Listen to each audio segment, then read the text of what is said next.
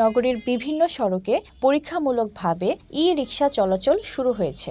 আধুনিক ও পরিবেশ বান্ধব এই নতুন পরিবহন ব্যবস্থাকে স্বাগত জানিয়েছেন যাত্রীরা। তাদের মতে, শব্দহীন ও ধোঁয়ামুক্ত ই-রিকশা নগর জীবনে স্বস্তি ফিরিয়ে আনতে পারে।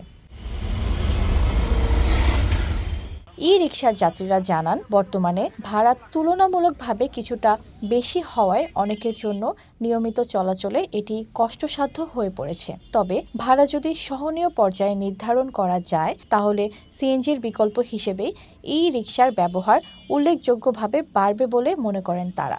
ভালো লাগছে, সব দিক দিয়ে মজবুত গাড়িটা, এদিক দিয়ে ভালো লাগছে, গাড়ির মডেল দিকেও ভালো লাগছে।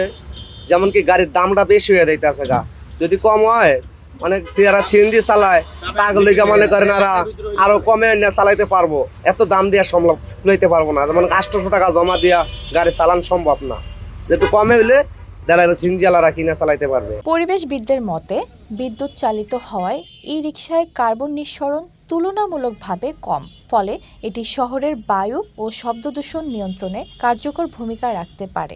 একই সঙ্গে সঠিক নীতিমালা ও যৌক্তিক ভাড়া নির্ধারণ করা গেলে ই রিকশা একটি টেকসই ও পরিবেশ বান্ধব গণপরিবহন হিসেবে গড়ে উঠতে পারে।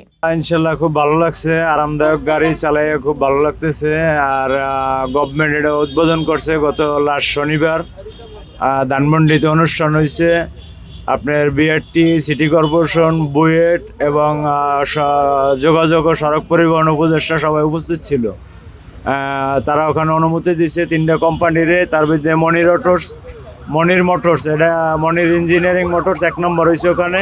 তারপরে আকিস অনুমোদন পাইছে, হাইটেক অনুমোদন পাইছে। তার ভিতরে এই গাড়িটা খুব ভালো, সেফটি ডোর আছে, হাইড্রোলিক ব্রেক আছে, প্রশিক্ষিত প্রাপ্ত ড্রাইভার চালাইতে পারবো, লাইসেন্সবিহীন চালাইতে পারবো না, উল্টো বিধিনিষেধ মাইনা চলতে হইব, আপনি উল্টো চালাইতে পারবেন না, যাত্রীর সাথে খারাপ আচরণ করা যাবে না, পরিষ্কার পরিচ্ছন্ন ড্রাইভিং পোশাক থাকতে হবে, স্বল্প ভাড়ার ভিতরে যাত্রী টানতে হবে, বিধিনিষেধ মাইনা চলতে হইব, এই আর কি। আপনার চালাইও খুব আরামদায়ক, মজা লাগে। এদিকে সংশ্লিষ্ট কর্তৃপক্ষ জানিয়েছে, পরীক্ষামূলক এই কার্যক্রমের ফলাফল বিশ্লেষণ করে ভাড়া সমন্বয় ও নীতিগত সিদ্ধান্ত নেওয়া হবে।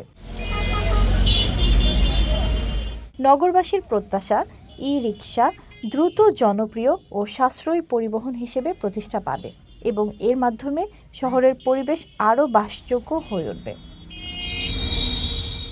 তামান্না ইসলাম তন্নি, নিউজ 24BD.net।